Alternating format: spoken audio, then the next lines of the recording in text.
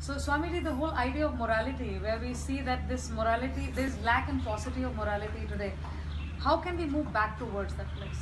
We don't see enough of it. And I think then moral is always good, and good is always something that people are attracted to, but we are not doing enough of that. So, how do you suggest that leaders or people who are in a position where they need to be more moralistic, they should be there?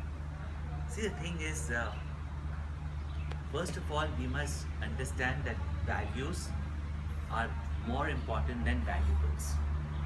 Right.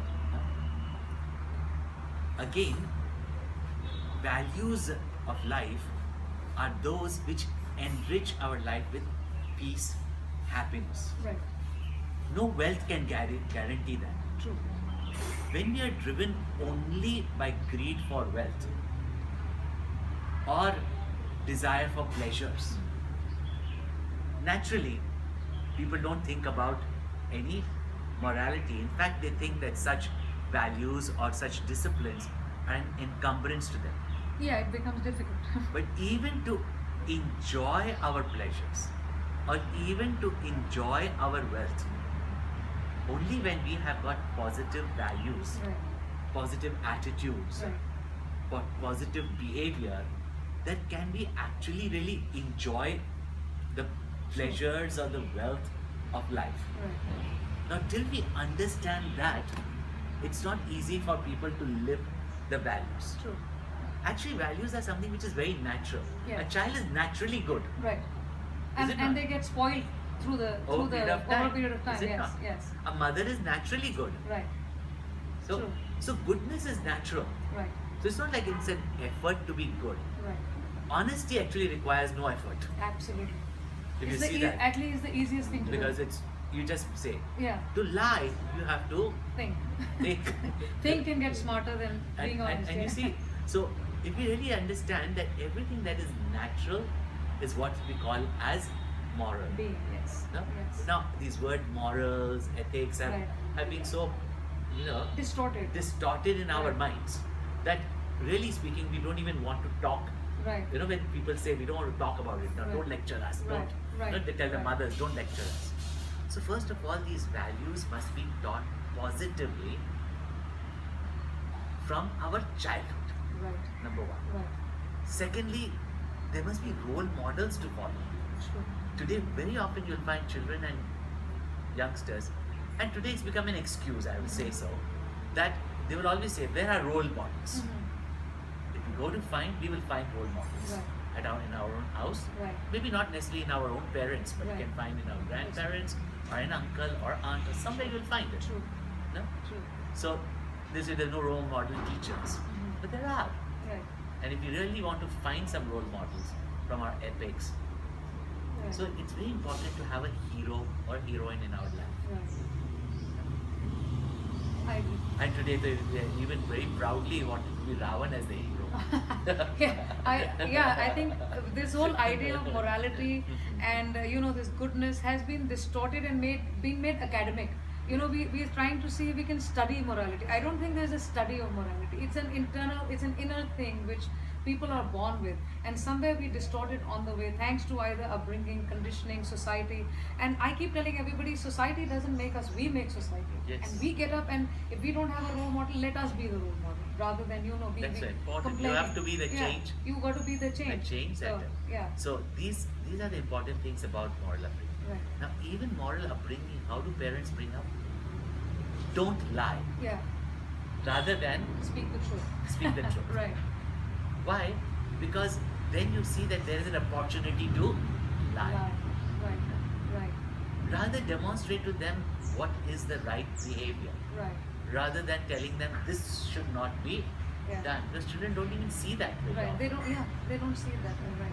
So that is how, in our whole education system, our own upbringing, the value upbringing, Right. and we have seen it. I'm in charge of our Chinmaya Missions, Chinmaya International Residential School. When we give them value-based education, they get all the modern education like any other school children get. Right. But when you give them that cultural and value-based education, Right. you see they start excelling in their academics, their sports, their whole life is an excellence. Right. Of Right. course, each child develops differently, but each one we find that development that comes in Right. when they have got the right values of life. Sure. And most important is that they become cheerful, happy, smiling children, Right. which is so hard to get these days. Right, right, right. No, I think this whole idea of value takes you away from the distraction that society brings in. That this is right, this is right, this is popular, this is something good. Let us do this. People are confused. So I'm glad that your school is doing this and you can see a difference in the students. So value-driven living, I think, is very important. Now that brings me to the next question, which is very popularly heard about the Bhagavad Gita. अपने आप कर्म करते रहिए, फल की इच्छा मत कीजिए. और जैसे कर्म करेगा वैसा फल देगा भगवान. ये है गीता का ज्ञान. They all say it all the time. Pictures में भी यही गाने चलते रहते हैं. But point is that when we are talking about business and we are talking about life in general, people are always going towards a particular goal. जहाँ पे फल की इच्छा आ जाती है. आप चाहें या ना चाहें, the फल की इच्छा will come in somewhere. So how does one, that there's a little bit of a because I think I clearly understand what it means, but if we could dissect that dichotomy and make it clearer for people to see that karma is separate and results are separate. If we stop learning the Bhagavad Gita and the Ramayana Yeah. from just television series and Movies. movies, Yeah. not that they're bad, they're doing a wonderful job, but instead of learning from them or from novels Right. or from just vague writers, Right, rather from knowledgeable people, right, then we will understand the true meaning. right, I would recommend people should read the commentary of these verses, right, which are there in the second chapter and the third chapter of Gita, through the commentary of Swami Chinmayananda. First of all, when Bhagwan uses the word, Right. karma phala asakti should be given. Your attachment to the fruits of action. right, No action can be without a desire. Tell me. right. I will not move from here to here Unless- unless I'm uncomfortable and I Right. want more comfort. Right, right. Without a desire, can there be any action? No. So to say that ichha ke bina karma karo, without desire you should act. Yes. And that too also in the commercial field, Right. even if you have to just earn livelihood for your children. Exactly, yes, There yes. has to be desire for something. True. The translation itself is wrong. Right. The interpretation is wrong. True. What Krishna points out is a psychological, intelligent way of action. Right. For every action, there has to be a desire. Right. And therefore, as intelligent human beings, we plan out our goals. Goal is also a desire, a Right. form of desire. Right. We strive for our needs, which is also another form of You're right. desire, but there are different intensities and different requirements. Need is essential, desire is for pleasure, Right. goal is to achieve something. Right. So there has to be some desire for what we work. Right. Otherwise, we will not do any work. For what will we work? True. True. Only the desire can be selfish and the desire can be self-including. Right. No? Right. That can be the difference. True. Then, to do the action efficiently in the present is all that we can do. Right. The result comes according to many laws of nature. Not according to our Desire. wishes or desire, Right. but according to the action we put. The level. So when Bhagavan says karmani eva adhikarate, that to do the action is in your hand. How good you do it, how well you do it is in your hand. The result does not come according to your wishes, it comes to the input that you have put in your action. True. Therefore, keep your mind to where your hands are working now. Right. Yeah? Now, people talk about living in the now, Right. being mindful. Right. What do you mean by that? Right. It means that whatever work you're doing, do it with love, Right. do it with inspiration, Right. do it to the best of your capacity. Right. That's in your hand. Right. When the result comes, it will not be according to a wish. Today, everybody wishes that I do the least amount of work and I get the maximum profit. Yes. Is it yes. not? Yes. The Yes. result don't come according to our wishes. Absolutely. So Bhagavad Gita is saying is that put your mind to your work in inspiration and do not have anxiety for the fruits. Right. Every mother should advise their children, beta, study now, Ah. and when you're giving your examination paper, you just write what you know. Don't worry about What happens later? passing or failing. Because if you worry about that, you can't do your paper well. Right. Is it not? You're not This is what there, you're not present in that moment. Exactly. Right. So how can your result be Right. efficient? Right. So intelligent way of activity Right. is do your best, Right. and when the result comes, it is what you have done, Right. and according to the laws you get the result. Absolutely. And those laws are just. Right. And if you accept the result, in case you have slacked, in case you have made a mistake, Yes. you can improve upon it. Right. Otherwise, you are too busy blaming God, blaming society, blaming recession, blaming situations. It's fashionable to say somebody else is responsible for it. Yes. So I think it's this whole idea of detachment that you just spoke about, because this urge to action is always there, because of the desires you have to take some action, but most people do not fully understand the idea of detachment very well, because you cannot be present in your action if you're thinking of what is going to be there. Exactly. We can choose a certain result, but we do not know if it will truly happen unless and until we put completely ourselves. So that's great piece of learning, and I hope our leaders and people in a position of so-called power, whatever that is, they understand this, and then they lead their people in a better way, like you're leading your students. I think that's a very good way to do I it. think rather than making leaders, whatever habit they've got into, to understand, it's nice that Everything. people who live such values live it so well Right. that they become leaders. Right. But Swamiji, I have a question there, because when people do that, the world which is not living in that manner does not like it. In the sense they hate the idea of seeing somebody else ahead, because from their place somebody is looking ahead of them. It is not like people don't like to follow them per se, but they like to compete with them. And I know a number of people who have tried value-driven living and have had so much difficulty being pushed around by people who have probably more more money, more clout, or whatever.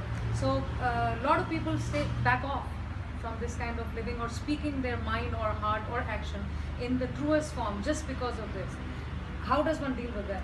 Our goodness should never be passive. Yes, I understand that. And again, even here, if we see the catch, Yeah, right? If you do your goodness also with attachment to a particular result, right, you will be disappointed. right. You be good because you are good. Right, You be good because it is good to be good. right. Yeah? And when you such a person lives such a value-based Right. living, not expecting what people will think or whether Right. even people will follow them, Yeah, even doesn't matter. doesn't matter. Right, No? This is what you say, that do your action for the sake of your duty. right. Yes, And if you do it for that sake, people will follow. But whether people follow or not yes. It's not a, yes, it's not. is not what you should worry about. Right, right. Otherwise, you will give up your goodness. Right. There one person came up to our Gurudev Swami Chinmayananda and said that you don't see good people successful. He says, show me one entirely good person and I will show you a successful person. Right. Our goodness goes away the moment others are not good at us. Right. So therefore it's conditional goodness. No, but I think goodness needs no approval. Yes. Goodness exists because it does. It's a reward in It is a itself. reward in itself. It does not need approval. It does not need some people to come and tell you that you're looking good, being good. I don't think that is necessary, and that's what people need to understand. So that brings me to the next. You were And just you know, talk- just a Yeah. minute. Yeah. You know, actually, you see, even those corrupt leaders Right. try to appear very good in front of others. So Always. what are people Politics. following? the surface. The people are following the goodness only. Right. The surface goodness. Yeah. Whatever it is, they're Right. following the Goodness goodness. part, right. If they knew that so and so leader is corrupt, evil, would they follow him? No. They would not. No. So what is actually leading the people is still goodness only. Right. That's why everybody wants to appear very good in front of the Right. media image, is it Right. not? Right. Why? So that people will admire them. Right. People admire only goodness. Right. People do not admire Badness. badness. Right. I agree. Yeah? I agree. You're very right. I think this They is will what we say. admire the richness and the ability of that person, Right. not the arrogance of that person. Absolutely, absolutely, completely agree with that. You just mentioned earlier, Swamiji, about the mind and how to put the mind into action. So, mind is an instrument of positive dynamism in any human being. Unfortunately, today we are using the mind more for purposes of throwing ourselves upon other people. You use the word arrogance just now. We play innumerable games. There is egos there. There's competition there. There's comparison there. Unfortunately, a very huge resource that a human body carries within itself. And whatever little understanding I have of the Bhagavad Gita, mind is a very powerful instrument, now being used for the wrong things. So these are things that do not take you to goodness, unfortunately. So how do we travel that distance? See, it's not only now. It's been there for a long time, but maybe This same mind, as Shankaracharya points out very beautifully, this mind is the cause of your bondage. and This cause is the mind of your, is the cause of your liberation. freedom, yes. Krishna says very beautifully, Right. lift yourself by yourself. Right. You are your best friend, you are your deadliest enemy. True. The mind which is under your mastery Right. becomes your best friend. Right. And you become the best friend for such a mind. Right. And the mind which masters you is your deadliest enemy. Right. So the thing is, at this moment, are we a slave to our mind or are we a master of our mind? True. Are we able to control the moods of our mind or manage the moods of our mind? As somebody told me, don't use the word control these days. Even if you are the controller, don't use the word control. You know, so But whether we you are are the using it for controller, ourselves. We are using it for the something. controller yeah. of your mind. Right. So somebody told me very nicely, don't use the word controller. Use the word managing the mind. That's what I said. Swamiji, we become very academically smart these days. We use the politically correct words. Yes. And then still want to influence our mind in ways that we still become not the masters of our mind, but somebody who is a slave of our mind. So yeah, please, sorry, go on. So managing our mind. Right. So really speaking, to do any work Right. efficiently, to achieve anything in our life, Yes. small or big, Right. and leave alone enlightenment and realization, Yes. yeah, which requires complete mastery of your mind. But even our day-to-day living, even in the performance of your duty, you have to be free of the two forces that constantly create the tug of war in your mind, the Right. battle in your mind, and they are your likes and dislikes, your attachments and your aversions, Right. your prejudices and your attractions. Right. Now, if these forces are not mastered, Right. then the mind cannot be mastered. Right.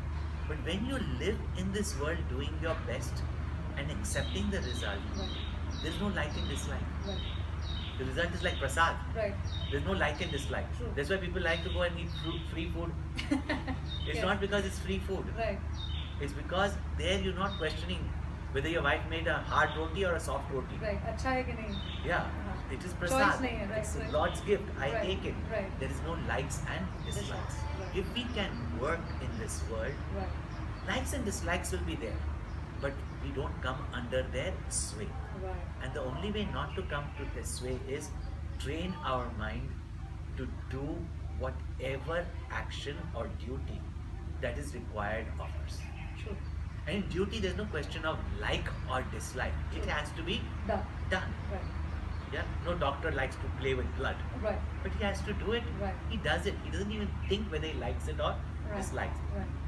No woman would like to sit and clean diapers. Right. But as a mother, she does She it. has to, right. There's no question of like and True. dislike. True. And therefore, the best way of conquering our likes and dislikes is do our duties uncompromising. Duty is not only me and my family, Right. but whether it's our professional duties, Whatever. social duties, company duties, Right. national duties, Right. political duties. Right. If we do it properly, Right. then there is no question of likes and dislikes. Right. You learn not to come under their sway. Right. And whenever any result comes, whether food comes on our plate, Right.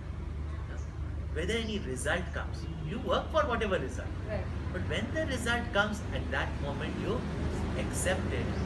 This is one of the best ways of conquering your mind. Right. Otherwise, you can sit in meditation. How are you going to conquer your mind? Exactly. By constantly pulling your mind, which is constantly going out. Yes. Where And it likes I and think this dislikes. whole idea of likes, dislike creates a contradiction within ourselves. Yes. Unless and until we keep a streamlined version of what we are supposed to do in a duty-bound manner Yes. and do it to the best of our ability. Yeah. I don't think we can break away from that contradiction. And a lot of people struggle with that because, Yeah. swaying from one to the other, you become weaker and your mind becomes weaker. So I would also like to ask you, because I always get to talk to people who are parents and they keep struggling with their children, because this whole idea of upbringing and conditioning a very impressionable mind with something, or coloring children's minds with something that is not good for them, a parent does not see it that way. A parent does the task of upbringing, believing it is a duty, but brings in their element of prejudice into the child's lives. How do we reach out to the parents and tell them to be able to discern that these minds are going to be the future minds, that if we are supposed to influence them, can we do it in a positive? For that, the parent has to become streamlined, one person. Is that possible? Because we see a lot of disturbance in that space. See, today parenting has to be learned. Others, would you ever पुराने have to ज़माने में tell? कहाँ था? Where's the question? They had Right. role models, Right. and they followed True. what they went through, True. and they saw the best in their upbringing, and they Right. brought it to their Right. children. But when our own minds are full of so many prejudices, likes, dislikes, True. selfish desires, finally most parents want to fulfill it through their children. Right. As Khalil Gibran says very beautifully, Right. that children are not to fulfill your dreams. In Right. fact, you are here to facilitate their dreams. Right. You know? As Gurudev says very beautifully, children are not vessels to be filled, they're lamps to be lit. If we are ourselves selfish, then even our parenting will be selfish. If we have likes and dislikes, we impose those likes and dislikes on the children. Therefore, in fact, just some time ago, I think it's on YouTube also, I'd spoken on mystic parenting, Okay. in which I had spoken about, first of all, we have to parent ourselves. Because something may have gone wrong in your parenting also. Right. Today you blame your parents and you carry it in fact to your children. Now very ironical it is that you would think that if a man had a domineering father, he would become a very kind father. On the contrary, He's still dominating. he is, Follows that pattern. because he follows that pattern, Right. because he does not know any better. Right. You'd find everybody, especially in Indian society, we keep hearing this mother-in-law, daughter-in-law, mother-in-law, daughter-in-law. Right. Now every mother-in-law was once a daughter-in-law. No, this is Yeah. saas bhi kabhi bahu thi. बिल्कुल बिल्कुल. So why can't she understand the difficulty that the daughter-in-law goes ऐसा through? होता नहीं. Daughter-in-law doesn't know till she becomes a mother-in-law. Right, But a right. mother-in-law should know, right? Right, right. What the daughter-in-law. But every mother-in-law says when she's a daughter-in-law, I'll never do this to my daughter-in-law. But every daughter-in-law complains about her mother-in-law. So what's the problem? What's the problem? Yes. There's a psychological thing that I didn't get it well. Why should even my son get it easy? Oh yeah, I'm aware of some parents who have not let their children do certain things because they They will verbalize it also. Right, right. And every parent is a well-wisher, loving. True. There is no doubt about Sure. that. But if you have not mastered your weaknesses, your grievances, right. you will somehow or the other Bring it to the children's bring lives. it to the children's life. Dhritarashtra is a perfect example of it. Right. And Kunti, the other mother, Right. who had gone through so many difficulties, but she did not bring about her children as bitter people. Right. Rather than becoming bitter, she made them better. Better. While Dhritarashtra, his bitterness, all went to See through Duryodhana. it. Yes. Duryodhana. Yeah. Agreed. So, Yes. how do we bring up our children? Right. And finally, our immediate desires will be fulfilled or give us some form of thrill for a few minutes. Right. But all your life, you have to see your children happy or miserable. True. And finally, as you grow up, what other happiness you have other than your children's happiness? Does it not boil down to everybody mastering themselves? Finally, that. Yes. You master your mind, Right. you parent your mind, Right. you'll know how to parent children. Children. That's why people come up to us and, I mean, we have we run schools, Yeah. we have our Bal Vihar for children, Right. we have our Yuva Kendra youth group. I have every year global, international Right. camps for youth Right. where hundreds of youngsters come. Right. And parents also said that at home they will never do all this. How come they come? They leave parties on Christmas, New Year, and they come here, no drinks, no alcohol, no meat, nothing, and they're having such a wonderful time that they want to come back again. Right. Yeah? So they keep asking us how. Right. And I say, how do you manage our children that we cannot manage? Right. Is it not? Yes. Because when you know what inspires your mind, Right. you know what inspired you as a youth, Right. you know what you felt as a child, Right. and if you can remember that, and you can give to that to the children, Children, right. to the youth, that you would have wanted in your life, not what Right. you were lacking in your life, but what Right. you would have Want. wanted in your life. Right. No? Right. Then you would see that and see what your parents gave as good to you. Right. And see, our Rishi culture is so beautiful in the Upanishad itself. Right. Right. The realized master gurus used to say, we have taught you everything that is good for you. Whatever you saw good in us, follow it. Right. If you saw anything defective in us, there may not be, Right. but you saw something wrong in us. Right. Don't do it. Don't follow it because my guru did it, Right. because my parents did it. Right. This is the upbringing our rishis gave, the freedom of choice. Right. Bhagavad Gita ends with Krishna saying, I have taught you everything. Now, Arjuna, do what you think. And Arjuna says, thy will be done. Right. I think it's very important today when we say we're talking about parents, we all need to master ourselves. Yeah. At some place we're all the teachers, some place all the students. We're all learning and teaching at all times. And if we understand that, then I think it also brings us, keeps us very grounded, so we keep looking for learning. While at the same time somebody may be learning from us and we may be learning from somebody. So that's a very, very good analogy you taught us just now. So all of us possess certain distinct characteristics. Swamiji, through the Bhagavad Gita, the three key characteristics, that personality character traits that are spoken about, Sattva, Tamas and Rajas. How do we apply that? I mean, let me not put it onto business or leaders or parents per se, but as an individual. We're talking about laziness, greed and nobility. Three things. Most of the people are wanting to be noble. You just mentioned about goodness, and they will even act out goodness just to have people to admire them or like them. Why is it so difficult to not get over that greed or the laziness part and be really good? When this greed overshadows the nobility part, the sattva part, I think it causes havoc, not just in an individual but in the environment he is in. Why is it so difficult? What is so going on that we cannot see? Because we understand what goodness is, but why can't we take it? Why can't we take it on? Actually, Bhagavad Gita's 14th, 16th, 17th, and presently I'm speaking on the 18th chapter of the Bhagavad Gita, dissects every aspect of our mind, our action, our living, and shows us how the three moods of the mind play. Tamas, ignorance, dullness, laziness, Right. and how such a person gets attached to what. Right. What type of food such a person will eat, so that we can detect that we are Yes. tamasic. Yes. Which type of action such a person will do.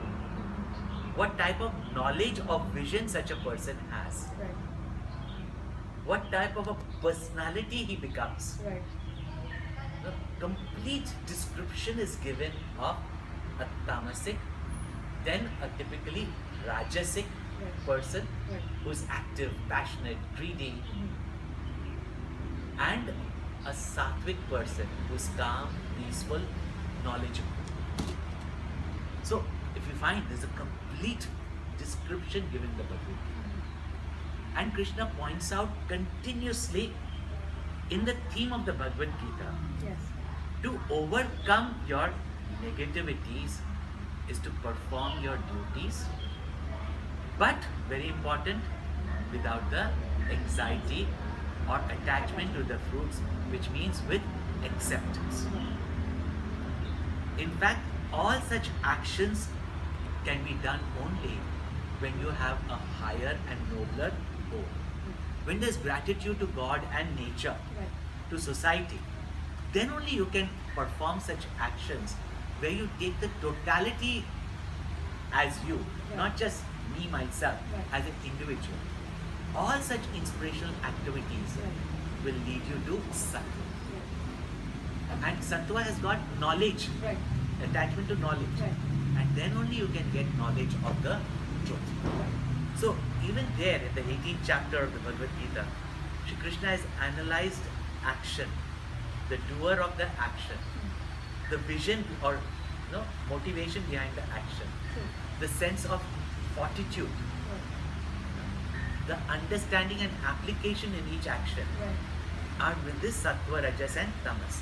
But if you see the central line in that is act when you can act without attachment to the fruits. And when I say attachment means without anxiety for the fruits, Right. doing your best and accepting the result. Right. Where the feeling is not only I, but my country must benefit. Right. Not only I, my company must benefit. Not only I, my family should be Right. happy. Right. Whenever we work with that attitude, first of all, such a person cannot be a lethargic person, Absolutely. right? So laziness goes up. Such a person cannot be a selfish and greedy person. Rajas also goes up. What remains is sattva. Right. That is very powerful actually, and I think it brings me to a point of karma yoga, where I think a person has to be the dynamic of the yogi, the karma yogi, by segregating the peripherals from the core reality, and that is where we need to start learning this whole aspect of karma or action or being present or being detached from the results of it. So I'm really thankful I'm talking about this. We don't get to talk to people about this. So now brings me to the very normal, everybody asks this question, I'm going to ask you the same question. We are dealing with so much stress today. The human race is under stress. Everybody is running towards, they don't know themselves where, what and why. And that has caused so much mental and physical disturbance to people. That we are seeing illness, we are seeing all kinds of disturbances around us. Is it an element of the human being poorly in action? If the action became better, this kind of thing will be reduced? Or do you think it is just something that people are not fully able to comprehend? That what we need to do is something other than what we are doing now, because otherwise we won't be stressed out. I do not know, but do you sing? I do. You do sing, Yeah. right? So if I tell you to sing right now, will you get stressed? No. No. Because you know how to sing, Right. you're confident that you sing well. Right. No? So when you are expressing your nature, Right. no? You're expressing your nature. True. There is no stress in that. Absolutely. No? Absolutely. Absolutely no stress. Right. But suppose, Right. I'm sure you dance also very well. I do. Yeah. You want me Yeah. to do? Right? So I'm checking what you can't do that well. Okay. No, I have worked very hard on myself. Yeah. Do you cook well? Yes. Do you cook well also? Right. You speak well also. Because you have practiced all these things. Right. And when you have to do it, will you be stressed? Not at all. No? No. So now suppose you tell me, Right. Swamiji, get up and do a tango. Uh, I will obviously be nervous. right. Huh? Because first of all, I don't know how to do it. Right. Secondly is, I have not practiced it. Right. Even if I know it, I don't know, I have not practiced it. Right. With my own image, it doesn't go well also. So I think we can give it a try Okay. sometime. So what I'm saying is, naturally it's going to make me Nervous. nervous. No? So that's one of the cause of stress. Right. Okay, now even if you are talented, you have the talent, Right. but suppose I tell you, and one thing I can tell, that we as Swamis are fed up different varieties. Right. Right. And I tell you, how I heard you're a good cook. You have to cook for me and let me see how you cook. Right. Certain amount of nervousness will come. Yeah. You think that, an expert is eating it, Right. It should be good. It should be good. Right. No? Right. So immediately anxiety for the fruits of Right. action has come on. Right. Right. Right. Yeah. Right. So when you have anxiety for the future result, Right. when you have regrets of the past, Past. memories of the past, Right. and in the present you get excited, Right. these are the three causes of stress. Okay. That's simple. Yeah. So, if you do your best and learn to leave the rest, there's Right. nothing to worry about. Yeah. Right? When you're doing your duty, there is no confusion. Yeah. Right. It's something that you are put into, you know. Right. So when you do what is natural to you, Right. there is no stress. Yeah. When you don't hold on to your ego of the past, overconfidence or lack of confidence, Whatever. Right. yeah, that's all. Ego is just memories of the past. Even if you have failed in the past, so what? If you think of working in the present and making it happen, Yeah. Yeah. then you can do it. Absolutely. But we either live in the dead moments of our past, Right. thinking that I never did it, how can I do it? Yes. Or in the Future. unborn future Right. Worrying about it. of something which never may happen. Yes. And we don't even know whether we ever will be able to face them or will have to. We don't know. Most of our worries, big or small, very often never happened at all. Right. Right. And we still sit and worry Right. rather than putting our mind Mind. on the present Yeah. action. Yeah. Yeah. And present action also, we do it with so much excitement. No? Like Right. today, we're, on one side the phone will come, on the other Right. side the message is going on, on the other side driving is going Right, on, right, right. and we talk about multitasking. Right. Yeah? I think one of the worst things people have got into. Right. No attention span. Right. If we do our actions in the present Right. attentively, one of the secrets that Gurudev Swami Chinmaya taught us, when you see his work, you wonder can one person in his life, when you Right. see lives of certain saints and sages, Right. one person could achieve so many books, Right. so many discourses, Right. so many committees ran, so many institutions built up. Right. Even multinational companies can't do that. Right. Right. And yet you see that person always laughing, cheerful, Right. because no attachment. Yeah? And one secret he taught us was, and you would see that, if he was talking to a child Right. and he's in the middle of a conversation, Right. and you brought him some very pressing matter of a decision making as to whether this school should be opened or closed or whatever, Please stop. he would not even look at that. Right. At that moment, that child is important. Right. Finish speaking to the child, then you. Right. Yeah? If he was writing a letter Right. and somebody brought him a cup of milk or tea, if it's getting cold, let it get cold. But he'll finish the letter Right. and then attend to it. Right. No Very excitement. Otherwise, what we are doing is, oh, pick up this job, leave this job, email come, WhatsApp come, this Yeah. come, that comes. Yeah. No one job is done properly. Right.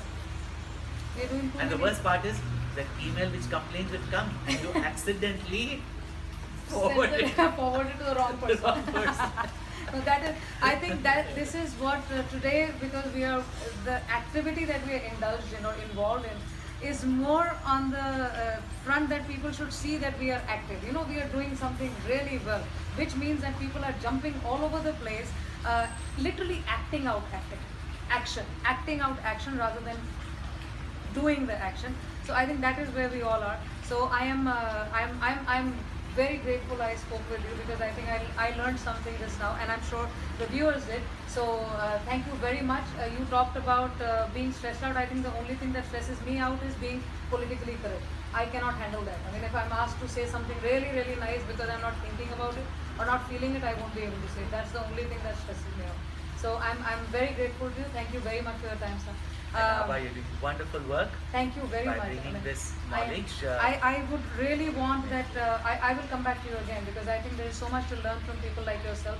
If I can be the catalyst or some sort of medium through this, I will be very happy to do that. So I will be coming back to you again for this. So thank you very much. So this was Swami Swarupananda. You all know him. We've seen him all over the place. He's all over the internet, speaking on the Bhagavad Gita, because his knowledge is way above a lot of us. So we need to go back to him and learn a lot more. Please do watch this interview. From people like them, we learn that there is only one rule to life, and that is there are no rules to life. As human beings, we create the rules on the way. There is knowledge out there. We need to go and pick that up and utilize it, apply it to our situations, and make the best of it. Do our duties well, do our karma well, detach from the results. That means do not be anxious about what, be in the moment, do the job well, and that is what is important. So thank you very much for watching. I see you next week again. Bye bye.